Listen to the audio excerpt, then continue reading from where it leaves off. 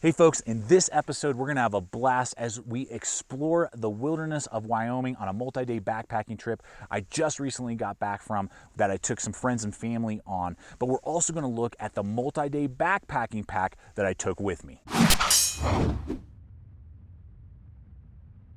That's right, folks. Welcome back to another episode here at Gideonstactical. I'm Aaron, here in amazing Wyoming, having a blast, having a great time with a few of my friends as well as my family. And I want to take you guys along with me. We've had an amazing, amazing time. The views are just stunning on this trail that we've been on.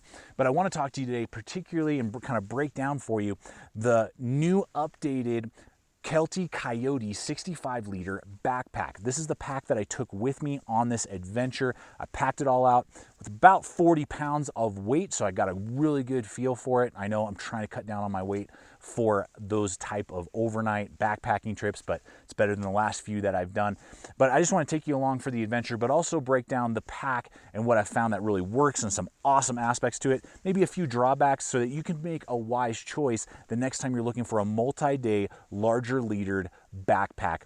So let's go ahead and take a look at this Coyote 65. All right, folks, let's go ahead and jump into this Coyote 65. I'm going to give you some basic specs. I will be annotating some in, and ultimately you can always hop on over to the Kelty website. They do a great job of laying out not only the materials, the sizing, and all those aspects that you may be interested in, weight of the pack. So if I miss a data point, that's something just to note. I'll have a link over to the Kelty website for you that you can check it out. But what we're looking at here is going to be obviously a 65L size pack. All of the polymers going to be YKK brand, so that's a good polymer. And then we're going to be looking at YKK zippers as well that are really well built. They pull well, haven't had any catching on any of them, and are holding up nicely. The seaming and stitching is also done well. I haven't seen any fraying or pulling out. And obviously with about a 40-pound load, you would begin to see some of that initial issues if you had initial quality problems with the overall design.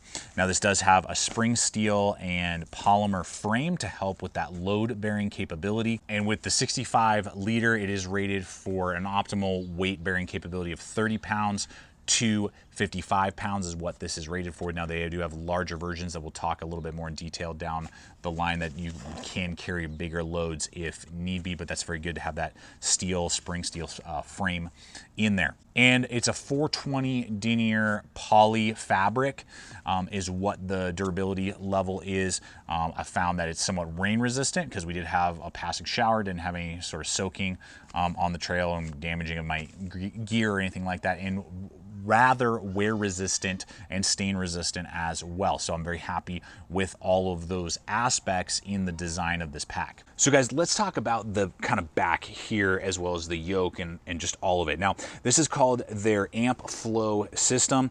It has this kind of heavy duty mesh here, which is nice to see. Sometimes you have really fine mesh that always concerns me. This is more robust mesh. And then you have these channels that are in here that really help kind of bring some airflow onto your back. You're still gonna sweat, but it's better than some I've seen on the market. And then onto their Pro Fit portion, I've always enjoyed, I've had several generations of like the Red Wing 50, loved all of them, have videos on them, you could watch those.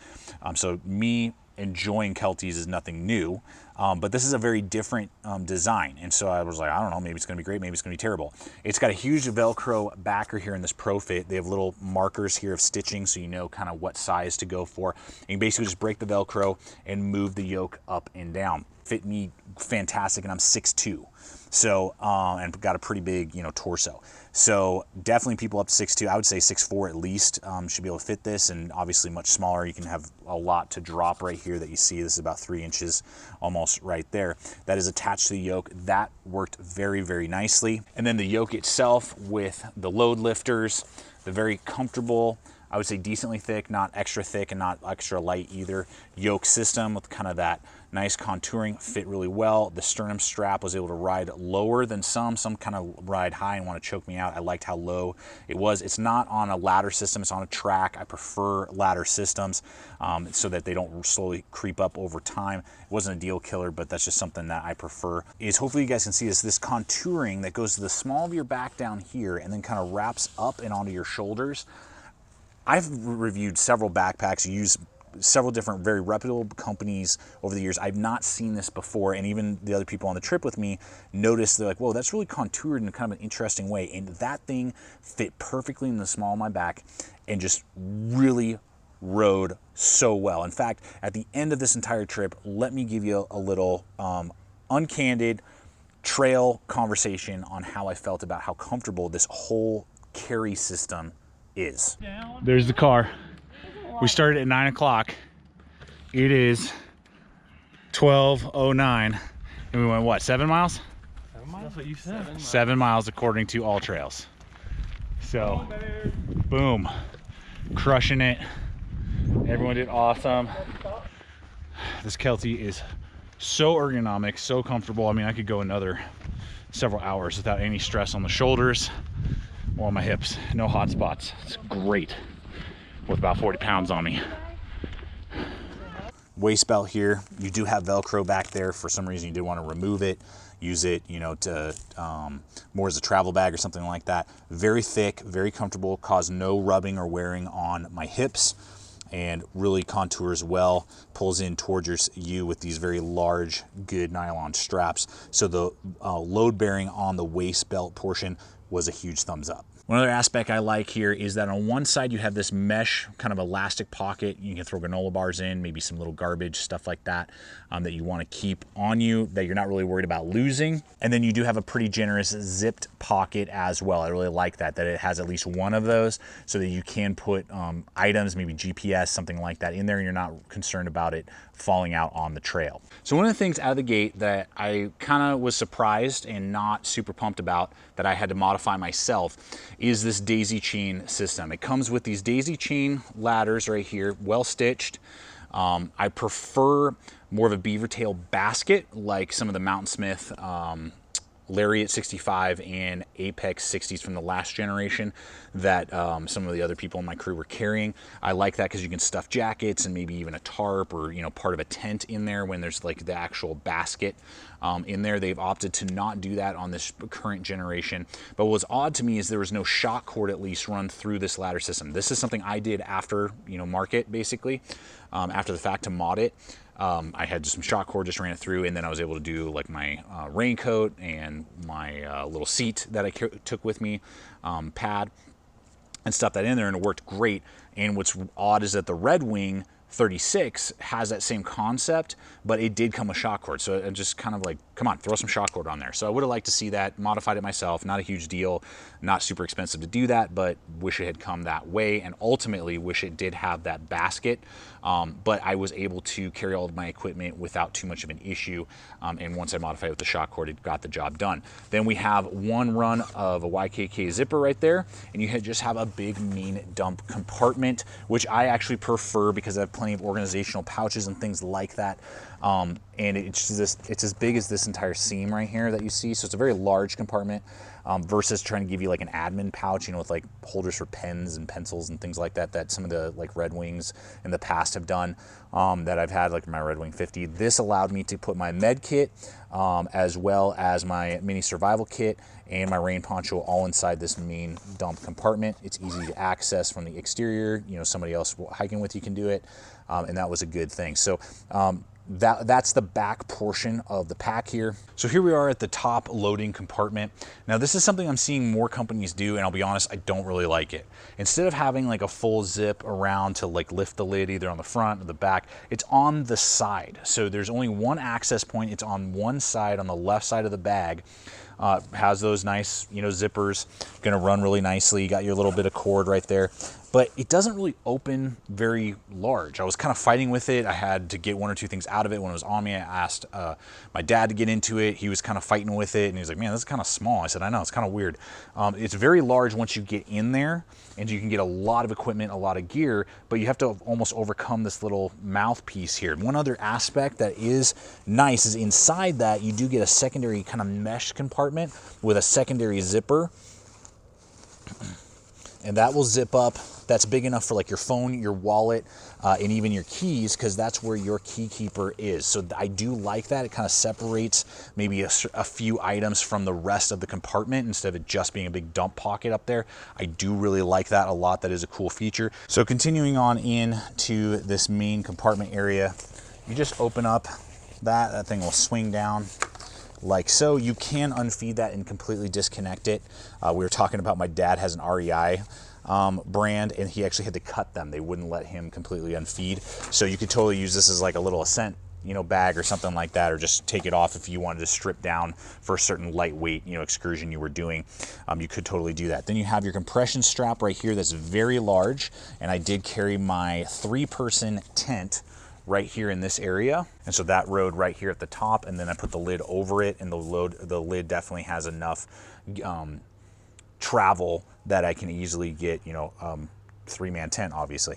And then you do have your drawstring right here. Pull that bad boy open. Now inside the main compartment, you will have a bladder sleeve with a bladder attachment there, and the port right here in the center. I'll be honest, I don't like this port. I made comment in reference to that in the Red Wing 36. It's tight. I was able to do it, but I would prefer to just have a dedicated port either on right and left or something, because you really got to fight with that, and that's a very small port right there. So then the rest of the main compartment dumps all the way down. There is our metal frame with the plastic board right there, giving it the load bearing and rigidity that you want for this style of pack. Folks, I want to take a quick time out just to invite you to subscribe if you're not a current subscriber. We're throwing up content like this all the time. And those of you, if you like this video, hit that like button, share it with friends and family if you're finding it to be fun and entertaining, but also informative. And we just appreciate all of you, regardless if you've been a subscriber for years, or maybe this is your first time and you've decided that you want to subscribe and follow along. We are so thankful for the family that we have here at Gideon's Tactical. Invite you to join. So folks, let's go ahead and talk price point here real quick. Now, I've purchased tons of Kelty Red Wings in the past.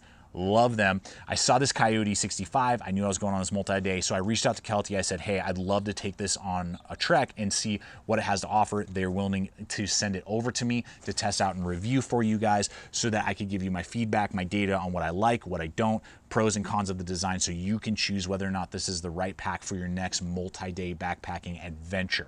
Now, based off of that, this usually goes for about $160 on average. We will offer links for you guys below, so if this does connect with you, if you feel like this is the right gear item for you, the right pack for you, we will have several links in the description box below. We appreciate when you use those when we offer them to you. And for that price point, I think it's very competitive. That's what I've always found with the Red Wing and now this Coyote with the larger, is that they're very competitive for the materials and designing compared to other packs that are out there on the market, regardless if it's for the multi-day or even the Red Wing with the smaller single-day excursions that you may be doing. So it's a very competitive price point for the build quality and layout. The cool thing is they do also offer an 85-liter version and a 105-liter version, and each one of them will go up in load-bearing capability. So if you need more load and obviously more capacity, it's going to have very similar layout, but you can get it for even larger design basically. And the 105-liter version is only $200. So I think that's very competitive regardless of what literage you go with compared to what else is on the market. And from everything I'm experiencing on the trail, it's able to be not only durable, but also very, very comfortable with those loads. So then on top of being able to access, obviously from the top, you are able to access, as long as you unclip those guys, you can access the main compartment from the bottom. You have very well built oversized YKK zipper. Two right there. You can get into your bottom of your bag that way, so you can get access to things on the bottom if you need to, which is a cool feature.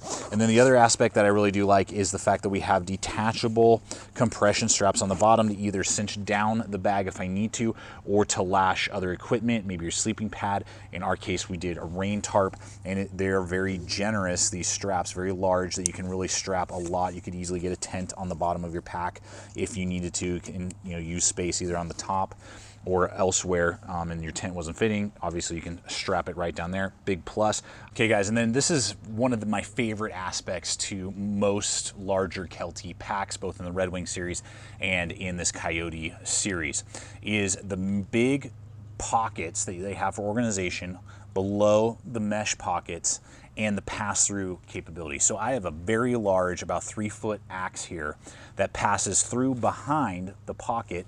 It is cinched down with the compression strap up here. It has a compression strap down here, and then it has a very large mesh basket, if I can talk, with this elastic band right here. So you can pass all kinds of things through here. I've done tripods in the past. This pocket could easily hold a 32-ounce Nalgene or even your larger water bottles, and it will, you know, kind of stuff up in here. You got your zipper, big, massive compartment. You can easily fit a 32-ounce Nalgene, and I would argue even some of those larger, like 36, you know, like size 36-ounce Yetis and those type of things. I did my cook set in one, and those are going to be ambidextrous on either side. Lots of capacity in these side pockets. So I decided to do something a little bit different with this pack when we were out there on this recent adventure than what I normally would be doing. I did not bring a really lightweight summiting pack. We're gonna go do a little bit of hiking and go to some other lakes and maybe see if we can hit a ridge line. Normally I would have something like this over here, this Camelback that my buddy Chris has brought to do these type of hikes, but I'm decided to really like cinch the heck out of this thing, just carry my bare essentials, because everything else is either in my tent or hung up in, you know, my food bag, and see if I can just use this as a day pack and just cut down on some of the weight. So we'll see how that works today.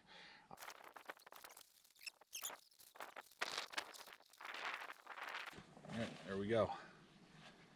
Nice and slim down. See how it works. Wrap this up. For me being the guy that is always carrying all the gear, so like right now I have my camera equipment, you know, I have a tripod, I've got the medical kit, I've got the survival kit, you know, I've got all that stuff. A low structure or no structure, you know, little lightweight ascent pack tends to get heavy. I mean, it's doable, but it just kind of tends to get kind of, you know, biting into your shoulders because the straps are super thin and all that type of stuff. And this Kelty works really well. Now the overall weight is more, but again, a lot of it's on my hips. I can carry the equipment that I need, and it's not like digging into my back because there's no structure in the pack, you know, or whatever. And you guys have seen, you know, how slim I can get it. So I don't have the thing to weigh it to tell me how much this weighs. I would estimate probably 10 pounds with everything in it, probably. You know, versus maybe if I'd put it all in a scent pack, I could have cut 3 pounds, you know, made it 7 pounds or something like that. But anyway, haven't fully decided, is this what I'm going to do and stop taking lightweight scent packs when I do backpacking or not? Haven't decided yet, but it definitely works. Well, there you have it, folks. Thanks so much for joining me on this particular episode. I hope it's been fun, entertaining, but also informative, giving you the data, the aspects to this backpack so that you can make a wise choice when you're looking for those multi-day backpacks that are out there on the market. And I gotta say, I'm very happy with the performance. This is not the last time I'm gonna be using this Coyote 65 on the trail in my backpacking adventures. You'll see them in upcoming videos in the years to come, because I really think that it has this really good blending not only of capability and size, but also in ergonomics on my body, which is a very important thing when you are trekking for miles and miles. So guys, thanks so much. I look forward to hearing any of the questions and comments that you may have. Throw those in the comments below, and I'll do my best to answer them, or I'm sure somebody else from the community and the family here at Gideon's Tactical will answer for you. Check out the other video popping up. Subscribe if you're not a current subscriber. We're throwing up content like this all the time. And always remember, stay equipped, stay prepared, and we'll see you out there.